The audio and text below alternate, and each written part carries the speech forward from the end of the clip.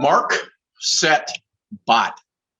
If you see that phrase on a t-shirt or a hat, it might conjure up ideas about a new dance craze or maybe something about exercise physiology. So you might be surprised if I told you that MarkSetBot is actually a name of a company that produces GPS-driven sail racing markers. Hi, I'm Greg Norman and host of the Inside Great Lakes Sailing YouTube show. And welcome to the 5th show of season 2. And thanks for joining us today, because I think you're going to be taking a walk into the future of sail racing and, more important, sailing racing administration with MarkSetBot president and founder Kevin Morin. We had a chance to sit down and discuss his invention and how it fits into the world of sail racing, and a little bit about its history. And I have to tell you, the story is really interesting. We hope you enjoy and talk about with your sailing friends. Kevin pulled back the curtain and really explained the inner workings of what might be the next step in the evolution of sail racing. So we hope you'll stay tuned for a great interview. But before we go on with the show, I want to take a moment out and mention that all of the local yacht clubs are registering for this coming summer's junior sailing season, and you shouldn't miss out before many of the classes fill up. With our children staying at home a lot this year because of the pandemic, it's time to hit the ground, well, at least the water, moving forward. So check out the websites at Bayview, Crescent, Grosse Pointe Yacht Club, Pontiac, DYC, and all the other programs, quality programs around the Great Lakes. So please stay tuned. Make sure you register those kids for class and learn a little bit more about MarkSetBot.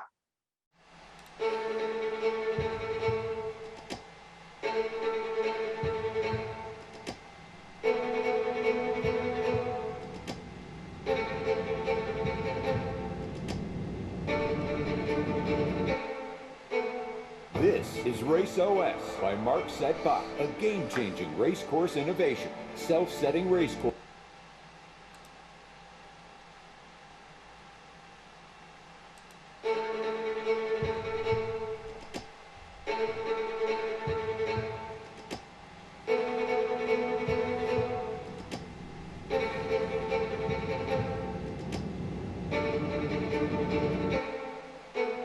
This is Race OS by MarkSetBot, a game-changing race course innovation. Self-setting race courses with wind shift adjustments, sequence and course change signals, start and finish detection with automatic scoring, all fully controlled by the MarkSetBot operating system, using sensors on each boat and location data from MarkSetBots.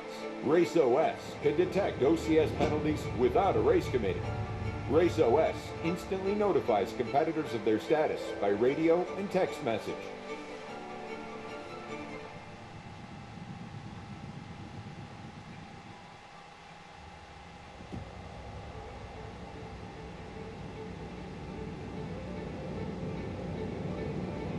Bots are equipped with wind sensors to accurately report wind speed and direction, and they adjust dynamically to changing conditions.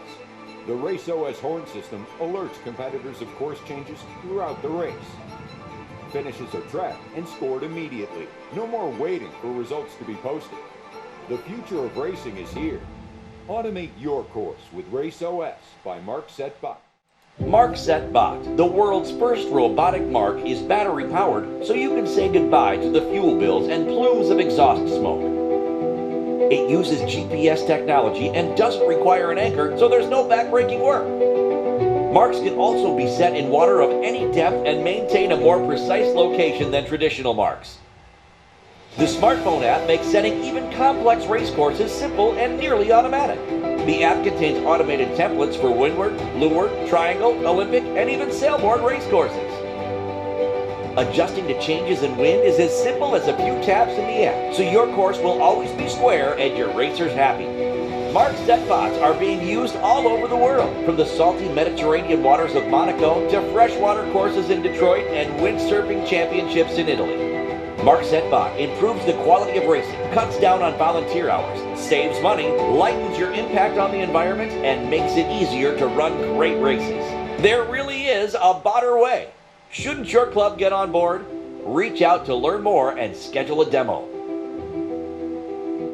Welcome back to another edition of Inside Great Lakes Sailing. My name is Greg Norman, your host. We're lucky enough to have with us Kevin Morin, who is the owner and founder of MarkSetBot, which is as you can see behind me, a sail racing marker that is completely self-controlled with GPS and motors, and we're going to have all those discussions.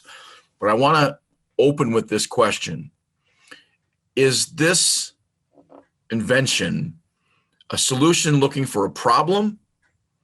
Or is it just one of those that you had sort of like all these ideas because, you have to have a GPS engine to make it run and kind of pull things together. And I know a lot of it was based on nobody wants to work on race committee. And so that's kind of the thrust for this whole thing. But sort of start out, what was the first light that went on to how this all started? Sure. Yeah. So definitely a problem looking for a solution.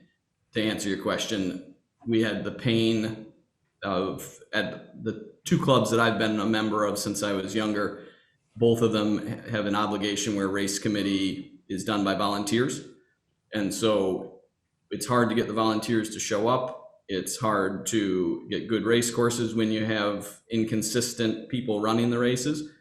And in certain places, it's so deep that it's near impossible to set a course where you want to because of changes in depth. So this was a problem I witnessed on Cass Lake at the first time. So Cass Lake in Michigan, where most of the water there is 10 or 15 feet deep, unless you get the wind from the best direction, which is from the west. And then it's more like 100 feet deep, and they don't have enough anchor for it. So you don't end up, when you have the best length leg and the best wind direction, you're not able to race a square course because the water's too deep. Okay. So the preciseness of those markers, it's just always been, you drive the boat out, you drop it, you drive the boat out, you drop it. This becomes much more of a scientific sort of approach to this in its basic mode. But does it, that the racers, I mean, I understand that you might be, do racers care, I guess is the question I was wondering. Sure. So I think that having a square race is something that racers want, and it's something that race committee strives for, right? And it can never be perfect because the wind is not perfect, right? So, but getting it as close as you can so that you have those square upwinds and downwinds, there's certainly, the racers want that. And then the race committee, it's kind of how you define if you have sailed, if you've made the right course, is that moment at which you see half the fleet going left and half the fleet going right on both an upwind and a downwind. A race committee officer says, I'm on boats with them all the time now. A good one will say, hey, we did this one right, check that out, right? And so that's how they define success. And again, sailors define it as having a course that allows you to go either way. Have you stumbled on an invention that will become a standard for sail racing, or have you stumbled on, I don't know, I say stumble is probably not the right word. Have you invented something that maybe is a luxury for sail racing? In reference to, if you look at most of the races that you guys have run at this point and that have used it, I think of the Mediterranean, that you've got some usage there where you really can't set marks with anchors because like you said, some places it's too deep. Yeah. So that's certainly a strong application. But is price part of this formula, or does it become a position and a point where it becomes a standard because it is so particular and so accurate? Yeah. So our 10-year target that we started 3 years ago, so we've got 7 years left, is that we will have superseded the traditional mark as the mark for sailboat racing. So we see this, we're going to push to make this affordable for everybody, solve the challenges of the most elite, which has been our clients up to this point. 2020 was a pivotal year for us. When COVID happened, an interesting outcome happened for us about 3 months in, and that was that many race officers, so many are above the age of 65, 70, weren't comfortable being on the boat with other people.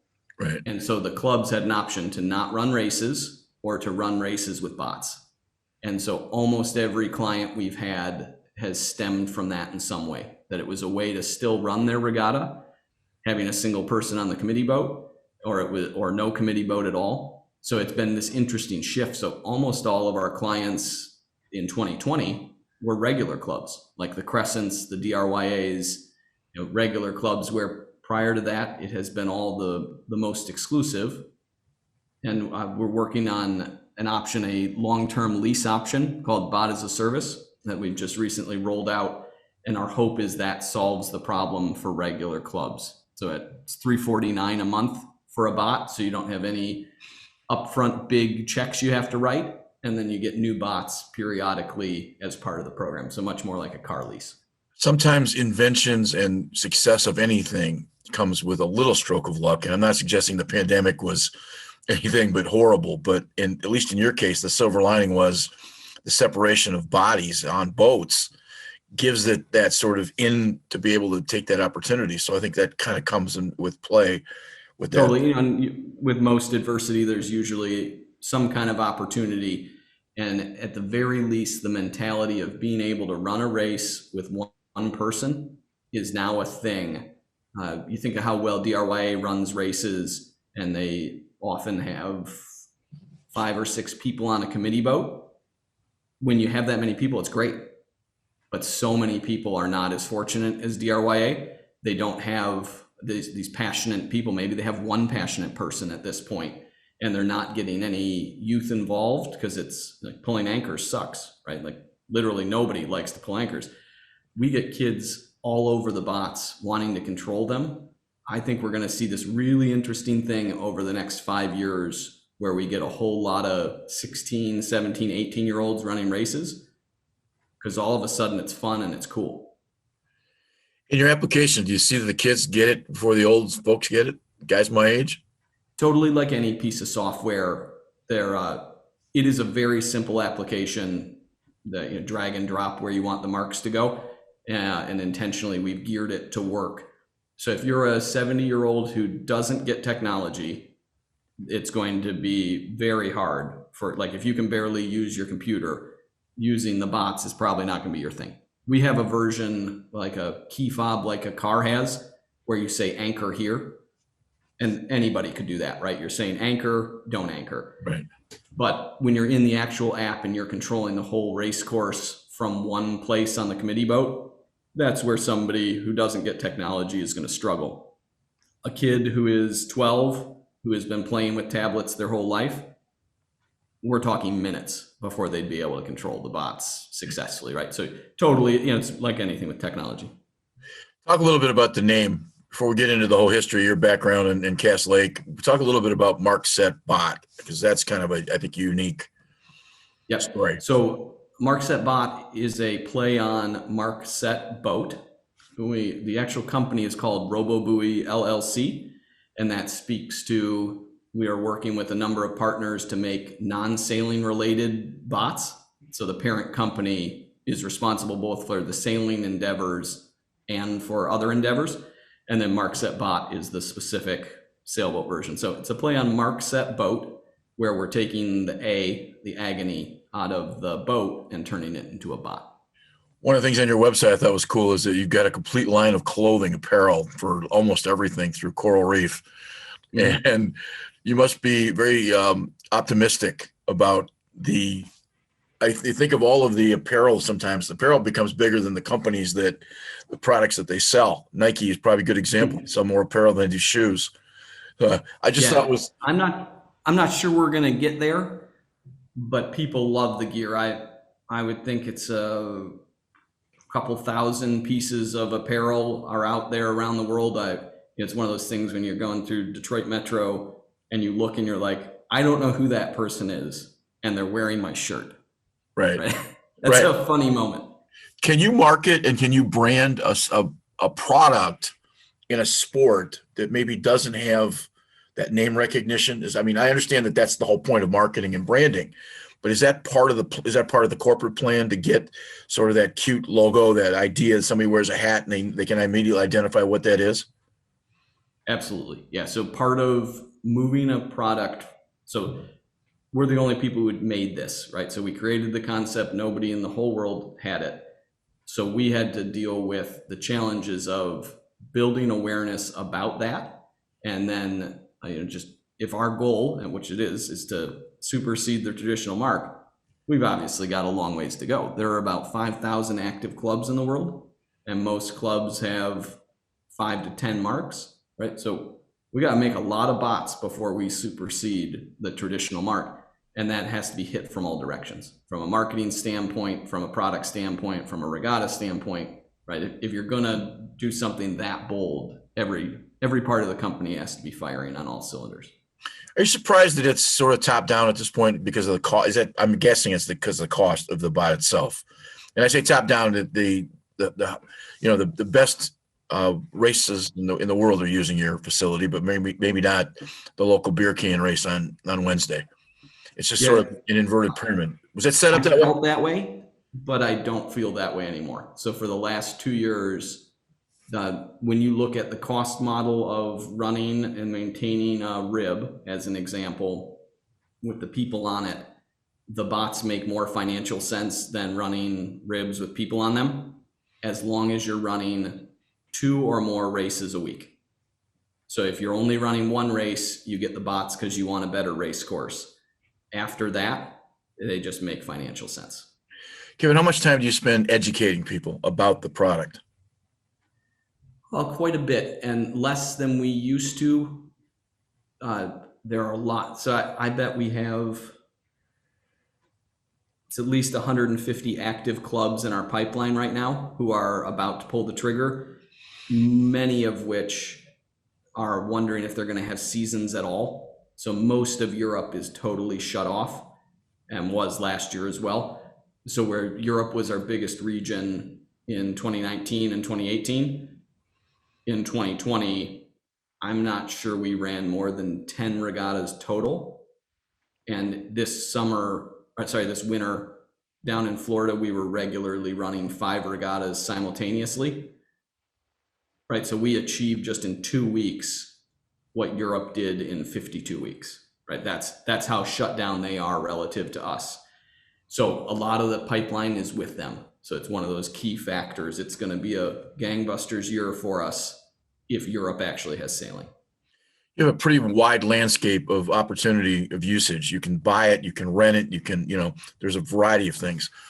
At the moment, where are you in terms of sales versus rental, and where do you think you're going to be in 5 years from sales? As prices come down, as technology improves, that's got to change the marketplace for you a little bit, as it does with every electronic product. Yep. Where does that fit, you think, in the business plan? So our third model, the bot as a service, I think is going to be the primary thing that people do. That just rolled out, so we don't have anybody doing that yet because it's just started. Up to this point, I would say our revenue is 60% purchases and 40% rentals. And I think what we're going to see is 70% bot as a service, with purchases kind of disappearing. And then the rentals, we've morphed, instead of long-term, it's event rentals. And so I think we're going to still see a lot of that, where we're going to Block Island Race Week in June, I think it is. And they have real challenges housing people because of how expensive it is there. And so we're going to run their whole race course with one person. They have several race courses, but one person on each course instead of a fleet of boats. Right, so that kind of event rental is really successful. One, because they get more races in with having the bots, because it's easy to change the courses and it saves money. The technology changing in electronics, how quickly can you, flotation devices, as you can see behind me, the flotation devices are easy. Those don't wear out. They're the same basic model, but technology changes. So within your function and within your operation, is it the kind of thing you can update in an off season, especially in the Midwest? Is that something that becomes easy? Up to this point, we've done a really good job of that, because the early investors, so if we use Yacht Club de Monaco as an example, they bought a fleet of them very early on. And if you looked at their exact product versus our product now, so in that span of 3.5 years, getting close to 4, in that span, you wouldn't even guess it was the same company, because it has progressed so much. Right. And that's exactly why we think bot as a service is going to be the way to do this, because then people's investments are protected, that we're upgrading them regularly. Fundamentally, we have rolled out a new version each year. So we're on our 4th major revision. that just rolled out this year, and each year before that was version 3, version 2, and version 1.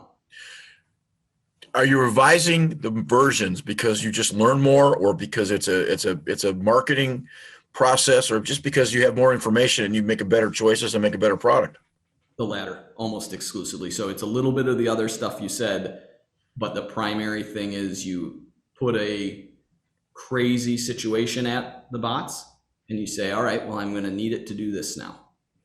And you put another crazy situation at them and you say, all right. So we just keep incorporating feedback. We have this ongoing chatter with all of our dealers worldwide of the things they want. And so we have a list of more than 100 items, features, and improvements and changes, a list of 100 that we just work down constantly. So the shop is constantly working towards that next version. So version 4 is a dramatic change over version 3. They looked very similar, but takes half the amount of time to set it up now, has half the amount of fasteners, has better waterproofing, on and on, right? So it's all around that feedback we get. So we're going to get pretty close here to our 7,000th bot day. What a bot day is, a day in which a bot was used. So if you use 10 bots for a regatta, that would be 10 bot days. And we're going to hit 10,000 days this year is what it looks like. 10,000 bot days. You got the marketing down. I like the idea, the lingo. Even when I say MarkSetBot, it's almost like that lingo from a car deal that you might think. It stays in your head. Yeah, when that was the idea. So my dad, who has recently joined the company, he was an advertising executive for a long time. When he retired, he's now joined us as the director of sales and marketing. His firm, the Yaffe Group, designed that, both the look of it and the name. And we've done this with boat names and other company names. And what they do is they spitball with a group of 10 people and create a list of 100 names that are all not good. They're all great. And then you pick from that list of 100 names and start to mix and match. So we had some really sweet names along the way, but on all fronts, it was the winner, right? Like it rolls off your tongue well, it can be shortened well, it looks cool. They did a really nice job with it. Can't take any credit for that myself. The mistakes that you learn from, or maybe the improvements that come in that version changes from 1 to 3, 1 to 4, how much of it was mistake and how much of it, you hit the wrong button, or versus, and I don't say hit the wrong button, but versus the technology that improved. And I say that because back 15 or 20 years ago, there was a design program for newspapers. I came out of the newspaper business. There's a program called Quirk. The guy invented Quirk. It was used by a lot of major newspapers and magazines. After he finished it, everybody used to send him ideas, and because they found out things at the program, and he wrote the big Quirk book, all the things that he didn't know that the program did, and he actually ended up becoming New York Times bestseller. He made more money from the book than he did from the software. And the cool part was he hadn't explored all of the technologies and all of the various rooms of opportunity. And is that the kind of thing that happens in the development of electronics with what you're doing? But there are kind of two major branch philosophies on software development and hardware development. And we refer to ours as iterative rapid application development. And so the idea with that is to get a product to market as quickly as possible, such that you figure out what people need when they actually need it. Okay, so that's one kind of philosophy. And then the more traditional approach is at the front end, plan and plan and plan and plan, talk with people, plan, and then start building your product. And so the companies we've owned have all done rapid application development. And so in that, to answer your question, most of them are oversights. Some of them are bugs. But in most cases, I don't think I'd change what we did, right? Like I look back each year at the product and I would say, I don't want the product from last year. I want the product from this year because It's that much better. Right. But I felt the same way last year. And that's just part of iterative development, is that you're always exciting the audience by making something that's even more awesome. We could have waited 5 years and rolled out a product today, and we'd have a lot less heartache, right? Like rolling out hardware in an iterative way means you have to push those changes to your clients. And we have literally every change we've made is backwards compatible. And so we make these kits that our clients can buy each year so that they can now have the latest and greatest. Well, let me take you back a little bit. You ended up growing up and sailing in the Pontiac Yacht Club. Am I correct? So I grew up sailing out of Bayview with my dad and his friends on a big boat. And then right about college time, my brother and I bought a Lightning and sailed that out of Pontiac Yacht Club before moving after college to Crescent. So the light for MarkSetBot went on in your head when you were in Cass Lake. Am I correct? Yeah, I don't remember the exact moment. We still sail there a lot. So it's now getting close to 25 years since we started sailing there. And it's probably 10 or 12 years ago that we had that epiphany. So it was probably after we moved to Crescent and we were back there for an event. At some point, nobody wants to be on the race committee. What little racing I've done, I've been a race committee boat a number of times in my life, and it's just not fun. You want to come out to race on Saturday. You don't want to sit someplace and watch everybody else go by. I get that part. That was kind of the impetus for you. Was it not to kind of move this thing forward and get sort of the spark in your brain? I was actually a different step than that. So I was trying to make it easier for people to run races. I've actually had a good time running races. Like, I think the art of running the perfect race is literally that. It's an art.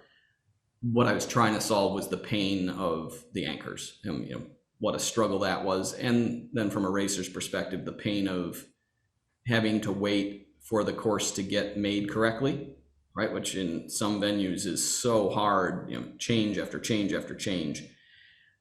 And early on, to be honest, I really thought people were going to buy one of them to make it their weather mark.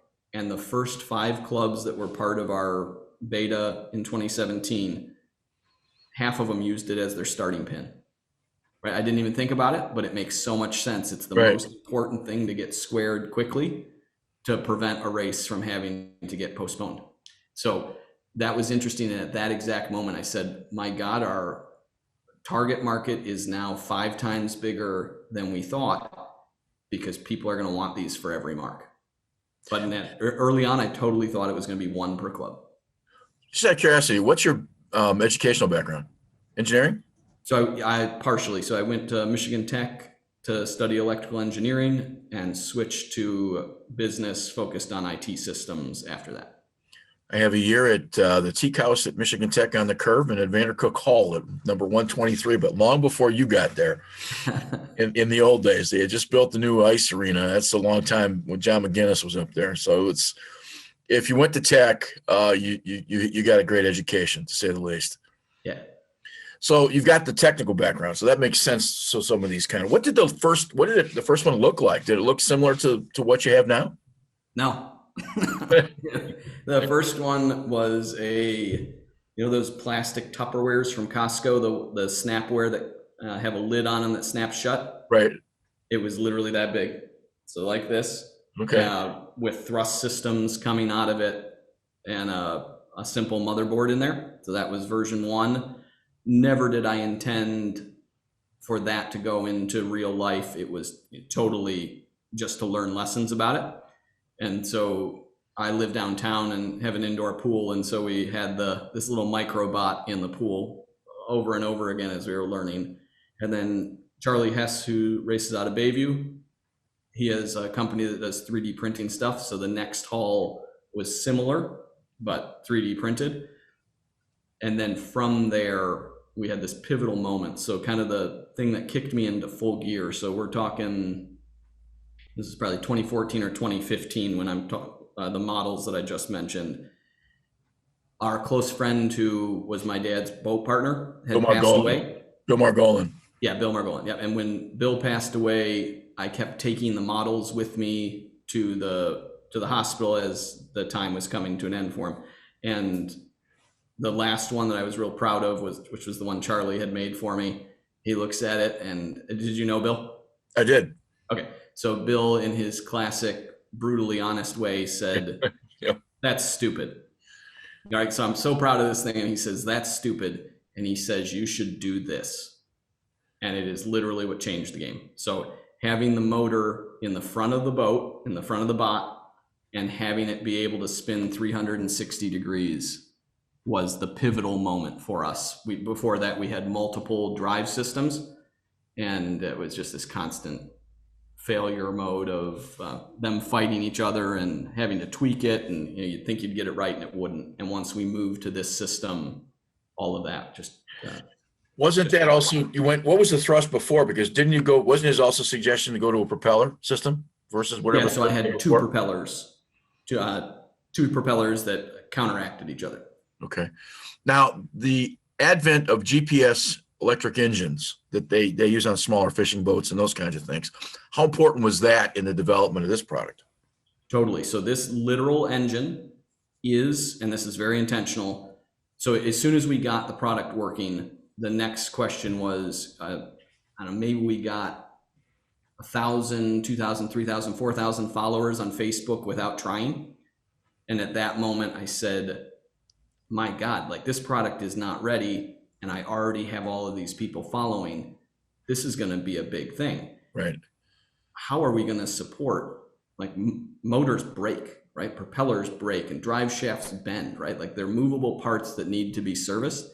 How are we possibly going to service without having distributorship in every major sailing country? How would we do that? So we partnered with Minn Kota, the trolling company that you see with the white head sticking up here. Yep. And then we partnered with another company from Michigan Tech up in the UP that makes GPS brains. And so when you integrated the three pieces of technology, hull and software, we were able to make this, have the magic happen just by incorporating those things. And when something breaks, whatever country you're in, you can have it serviced. Where did let me get this right, Robo Buoy? Yeah, so early spitballing. So in our code still from 2015, there are still old references to the working name, which was Robo Buoy. So then when MarkSetBot came, we looked at it and said, okay, so that's a really good name for sailing. But as an example, we have a product called the Golf Shot Bot that a company in Baltimore named Splash City has us make. And that product is used for driving ranges. And then we have one where people have cameras mounted on it and they're doing studies and they've got water sampling happening. Well, MarkSetBot didn't make sense for that. So that's why we have Robo Buoy as the parent company, which is just referring to any robotic buoy. And then whatever you use it for gets its own distinct sub-brand name.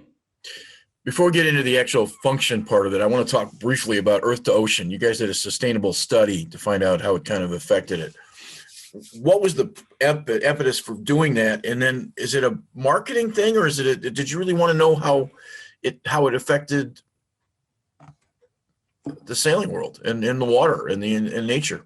Yeah. So early on, it was around trying to measure, call it a little bit marketing, but it was really around, people ask this question constantly: how much better are the bots for the environment?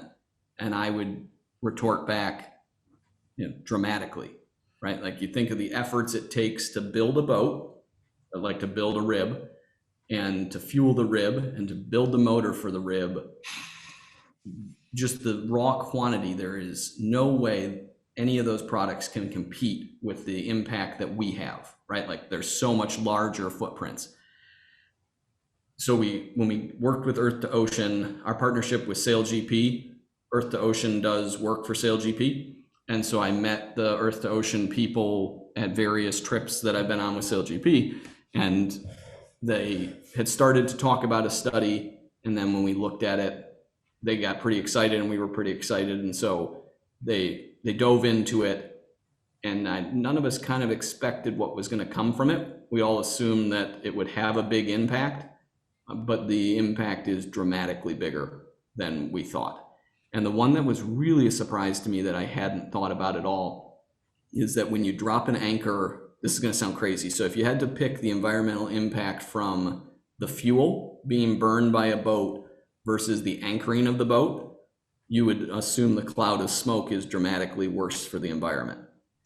And it turns out both are really bad for the environment. So when you drop an anchor, just that single anchor typically destroys X feet of seabed. Really? And there are things living in that seabed that then destroy this, that then destroy this. And so the study ended up focusing heavily on that because that was what jumped out at them, right? Yes, it saves, it's a no emissions solution, but equally important, we're not trashing reefs and we're not trashing seabeds where fish and other things live that then do X, Y, Z for the world. You seem like a very technical, precise guy. Was this done for you, or was it done as part of the marketing thing, or both? So I had asked for it, and it was to solve a problem, right? So people ask this. I would say half of our customers, certainly everybody in Europe, is far more progressed in regards to environmental sustainability. Right. Imagine that. With most of our clients being in Europe in 2019, near every single one of them was interested in it because of the environmental piece. Many of the clubs we work with there have professional race committees. They really like to do their work. They're good at it. They're great at it. This was more of solving their problem of the deep water anchoring and solving sustainability, where here it's heavily around volunteerism and struggling to get people to set the courses. Totally different in all the clubs we've worked with in Europe. You mentioned the global market. How much has the pandemic hurt or helped your product in a global marketplace? So dramatically set back last year. I don't think we had, so all of our rental customers, we have a whole bunch of rental customers in Europe. They all stopped paying. I don't know if we brought in revenue in April, May, or June. It might have literally been zero, right? Like dramatic. But the double side to that is that it allowed us to roll out all of these cool features because the whole team could focus on building out features. There were no regattas happening. There was no support happening. There was no logistics or shipping happening, right? We were able to work on the product. So that was, I think you probably saw mention of the regatta we did at Crescent with Race OS, where we ran and scored an entire event with nobody running the event. So the boat OCS was detected automatically, VHF, horn system, course changes. It all just happened automatically. That was on our roadmap for 2 years from now. But we were able to do it because we had time in 2020. I was going to joke to you that in one of your introductory videos that you had taken, I think somewhere in late September and October, that you put it together with some 420s and some small boats. A couple of the shots going out of the harbor, my boat's actually sitting on the last dock out. Okay. I had copywritten my boat as part of this show, as part of some video that we used, and I was going to send you a letter saying, "Hey, you used the video image of my boat. You owe me $6.12." I thought that would be a little smart ass from a fellow member. I just thought, I'll be happy with my picture in the minute and 20. I think it shows up maybe twice for maybe less than a second and a half. Well, it'll make you even more famous. I think it's about 100,000 people who watch that video. Yeah. Unfortunately, they don't know my boat, but I'm watching one day, and it was kind of cool. We had done some drone footage for our junior sailing program last year that we'd done a lot of video for during the year, and it added some to it. So it was kind of a cool thing. Let me take you right to the mechanical part of this thing. Let's just look at the design. How did you end up with 4 inner tubes, buoys, whatever you'd want to call them? How did it develop? Okay, so now you have to have a very astute eye, but your background image actually has one of our older bots in it. Okay. Okay, so the third from the back has 5 rings and the rest have 4 rings. Okay. Okay, so that's one of the changes we made between last year, version 3, and this year, version 4. So this has been a work in progress. This is now our 7th topside design, and all of these have been feedback from customers on how to make it easier to set up and just a better product. So early on, it was if I go all the way back, it was a flag, and a flag, what we thought was we wanted less windage, and it turns out windage is your friend. So you want these forces such that the bot is always pointing at the wind. It makes it a more reliable product from a accuracy standpoint if you have wind on it. The other problem with the flag was you can only see it when you're not dead downwind of it. Right. Because the flag blows down. Okay, so like we spent a bunch of time and thought, oh, that was cool. And then we switched to some mesh top sides, and we had one that kind of looked like Pac-Man. And then we started somewhere in there, we had a cone, like a truncated ice cream cone. And all of these had upsides, and they just kept leading us to the next big thing. One of the secrets to this current one is that it has unique chambers. So if somebody spears it, which happens to put a hole in it, like they run it into a sharp object, it only compromises that one tube. So you can still use the bot for the rest of the race. So that was an intentional change. We wanted it to be buoyant. And then early on, one of the feedbacks Wally gave us 2016 or 2017 was that the marks turn as different forces, current and wind, hit them from different directions. And ultimately, you want this turning object to stay in the same place. And that's fine. You don't care if it turns unless you have protruding objects like long pontoons. Right. And then when it turns, it sticks out more. So if you're rounding it close, you might get hit by the bot.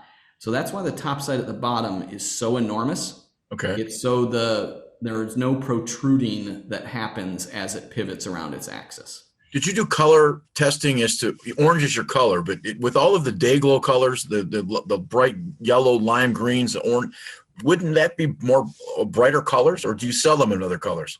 We sell them in other colors. So they're the most common mark colors. So this orange is our most popular. Green is really sharp, but least popular. And yellow is second most popular. And Are there optic studies that determine that there are some colors that are brighter than others? Did you guys look into those things? So we didn't do it ourselves, but we did favor the internet on this one. Right. And posted it to our big following and got a whole bunch of people who gave feedback. What do you think the most interesting feedback was for a color that people have found works really well that you would not imagine works well? Not a clue. Black. Black. Black, yeah. How in the heck You'd have to have the right venue for it, but it was a place where the very busy background, and what they actually found was totally from a mile and a half away on a big surface like a bot, you could see this black mark. How funny is that? Color, you don't think much about color. I go back to a winter, blue and red are racing for ski racing, for flags. Because they want to set multiple courses on a place like Mount Brighton with a bunch of high school teams on it, we buy yellow and green. The kids get freaked out because it's not red and blue, because they're so used to red and blue. And we've actually had to go back to, color does matter. It really does. It plays a huge part in the optics and how you look at it. Yeah. When it, at some point, I hope we have an easy way to change the color. So what SailGP does, they wanted more advertising surface, more brand surface. So they put a penny, kind of like the kids wear over their life vests, but a big one, over the top of each MarkSetBot. And the marks are numbered with huge numbers, right? Like huge numbers. And the top surface, with all the drone footage that happens, they have branding on the actual top of it. So when you're looking at drone footage, you still see the branding, which you don't normally see on traditional marks. If I wanted to buy something with a specific logo on it, is that available through your program? We try not to do that. What we have done instead, so yes, if there were enough, and if you have enough time. So we stock all of this stuff because it takes months and months to get the rubber done. Right. So if you needed it, as long as let's say you were okay with where the MarkSetBot logos were, they're just screen printed. So okay, you totally could screen print it, but we stay out of that space. We let people do that. What is more common, we've built D-rings into the top side so you can put banners on it. So somebody like Sail 22 does a real good job with this. Whoever is sponsoring the event, whether it's them or somebody else, every single event they run is covered in advertisements, and those just get tied on. What does a new one weigh? It depends on the battery, but the primary battery people get is our biggest one. We're really pushing everybody to get that one, and it weighs a bit over 100, like 110 pounds. So it's like putting a small boat in the water, basically. Yeah, so with two people, with a dolly, it's a one-person thing, and it's real easy. There are carrying handles in each corner, so with two people, you can carry them easily, and with four people, it's really easy. So what we did on Wednesdays at Crescent was we have 3 marks there, we would get 12 people who were competitors to spend a minute each, and they'd run over to the shed. 4 of them would pick the mark up, like run it over, drop it in the water, and then go put their own boat in the water. And we did the reverse. So you can definitely do it with one person. You can do it with 2. With 4, it's just a total breeze, and you're just engaging competitors, right? So we didn't need more dedicated volunteers. We're using people who are already there. So that was the technique I liked the most, was getting people involved. How fast are they? About 4 knots. So it does take a little more time to set a course than it might with a boat. So only if your boat moves real fast, because when you take into account anchor time. Okay. Now Lake St. Clair, we're totally spoiled, right? With it being 10 feet deep. You imagine in a place like Lake Garda where it's 1,000 feet deep, it's not fast to do anything but this, right? Like right. Setting an anchor, it takes 5 minutes for the anchor to fall 1,000 feet. And typically race committees are usually there a couple hours before a race, especially at the larger races. They're not just showing up 5 minutes before the start of the race. So that's right. It is a kind of a different style too. So we have wind instruments and a horn system and a camera system. And so what I do for races is, before I drop my own boat in the water, we grab the bots and throw them in, and I send them out. Now Crescent's easy, right? Because we race right off the shore, but I send them out to where the wind is telling me to put it. So it's close. And while they're moving, because you don't have to do anything while they're moving, I'm putting my boat in the water. And by the time I've left the harbor, the course is set. How does bad weather affect this? Is there such a thing as too much bad weather? So we have seen just a couple situations. So a bot has flipped in Monaco once, and that was actually why we went to this inflatable topside, so it would right itself. And it was a couple 100-foot boat, went by, made this wicked wave, and that was enough to get it to flip. So we changed our keel to be deeper to solve that, and we made the topside buoyant so that if it does flip, it'll unflip. So that's one extreme. And then actually on Lake St. Clair, there was this summer, I think it might have been Baby One design, but I'm not positive. There was a microburst that came through, instruments reporting like 45, 50, and it flipped and righted itself in that scenario. Does it affect electronics if it turns over? Unless it stays under for a really long time. So it's all sealed, and different in freshwater versus saltwater. So, the fittings are meant to get wet. They're made to be submerged, but saltwater is such a challenge. So there's not typically anything expensive, but cleaning up of corrosion on some of the contacts is possible. Volume allows you to bring the price down, but where is technology headed for this product to get the price down to a point where it becomes more of a mass product than it is at the moment? It'll be interesting to see how we progress that. Originally, because people were so cost conscious on it, it was one of our key variables. From the sustainability of the organization standpoint, the team it takes to deliver events, to build these, to market these, to design the software, I'm not sure we're actually going to lower the price on this, on the actual sticker. I think we'll end up just increasing our margins to become a healthy organization. So it is a good thing we have our parent company that is funding this, because the losses are dramatic of the amount of time spent. It's a 10-person team that is involved in delivering this, and we don't make money at this point. And it's an act of, any startup hardware product is obviously front loaded with innovation costs. And so to be paid back for that, we're looking to bring on investors and to be paid back so that everybody feels good about investing in this. I think we're probably just going to split that margin with our dealers and distributors and keep a chunk for ourselves. One bot roughly is retailed at about $7,800. Am I correct? Did you say 7,750? 7,800. Yeah, about that. Yep. Give or take. Just curious, lithium batteries are being used, I'm assuming, in your bots? Correct. And if you had to pick the most expensive stuff in the bot, it breaks into 4 chunks. So the motor's expensive, the battery's expensive, the hull is expensive. What have I missed? Oh, and then the GPS system is expensive. So it is almost exactly 25% for each of those buckets. What's the charge rate? Well, how long does the battery, I mean, what is it good to move it around in terms of travel and getting it back and forth from spot to spot?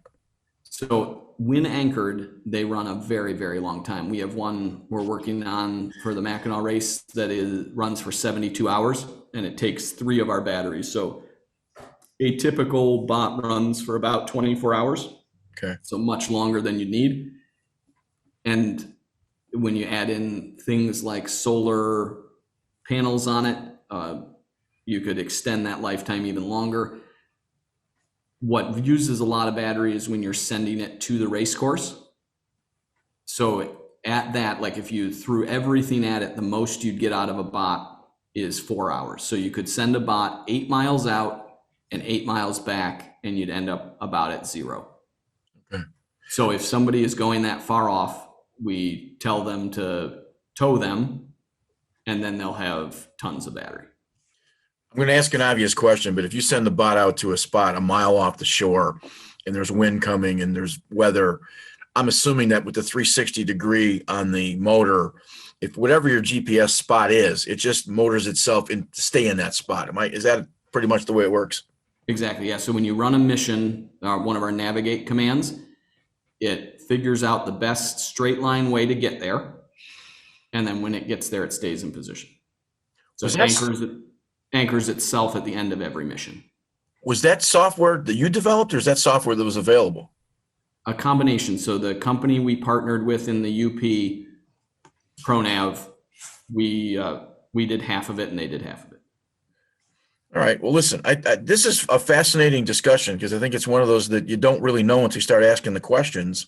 Yeah. Your website does a good job of looking at and answering a lot of those questions, but I'm not sure how many people go down and, necessarily read the fine print. What's the next? What do you see as the next development? Certainly, life of battery, solar, but what's next for the product in terms of development that you think it's going to take? We have just finished up a big round of development. It's heavily around Race OS and continuing to allow boats to be scored automatically. We just rolled out a new GoPro-based system for when Mark's round, it records the information about the rounding such that it's one of those things you could use in a protest room or from a marketing standpoint, showing cool footage, right? So you imagine how close boats get rounding marks traditionally. Nobody has been dumb enough to put themselves on one of those marks. Like I'm sure somebody has, right? But we now have a way to trigger that remotely. It's code we just rolled out this week that it turns on and records full 360 whenever people are rounding.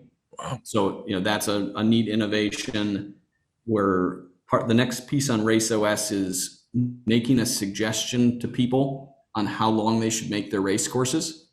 We partnered with SAP on this one. So they have a tremendous amount of analytics data in SAP Analytics such that you can know based on a type of boat and the current wind, and then it knows the boat's polars, how long it's going to take them to sail the race. So if you want a 41-minute race, that's something I'm working on this week. If you want a 41-minute race, it's going to tell you to make it 1.31 nautical miles long. Obviously, it's always going to be wrong. Right. The idea is to get it close. Right. And it's doing a cool job of that. That all leads towards our fully automated system where it's all AI based. So that's one of the key things we're working on in 2021. Last question. what's been the most fun and what's been the most struggle for you trying to develop this product? The saltwater by far is the most trouble I've had developing the product.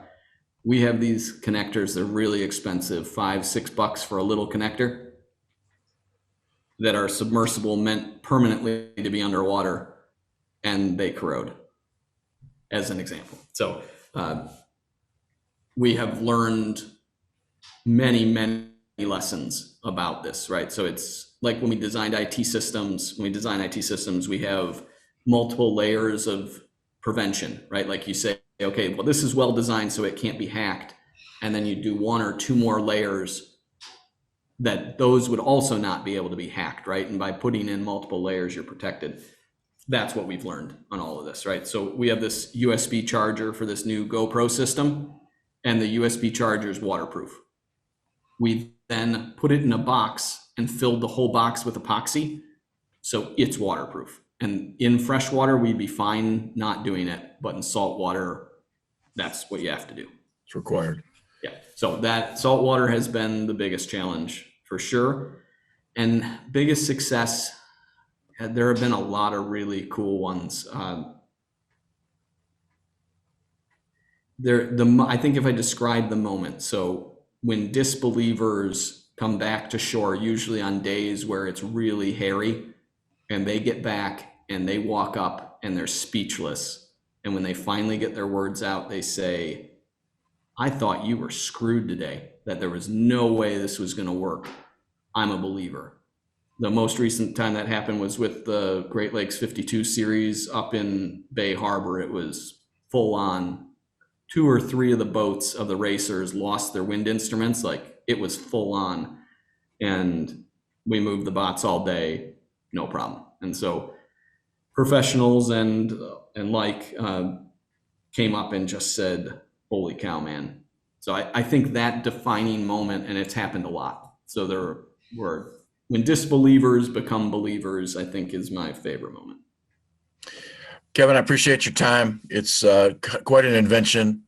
And I think eventually it becomes, instead of being the niche product that it is, I think it becomes an everyday kind of product for sail racing. I don't think that's a stretch in being able to mention that. It's fun to, having watched and looked at those for the last few years with our junior sailing center, and now I have a much better understanding of it, and it makes perfect sense. And like you said, when you get the explanation, it's you become a believer. So thanks so much for your time.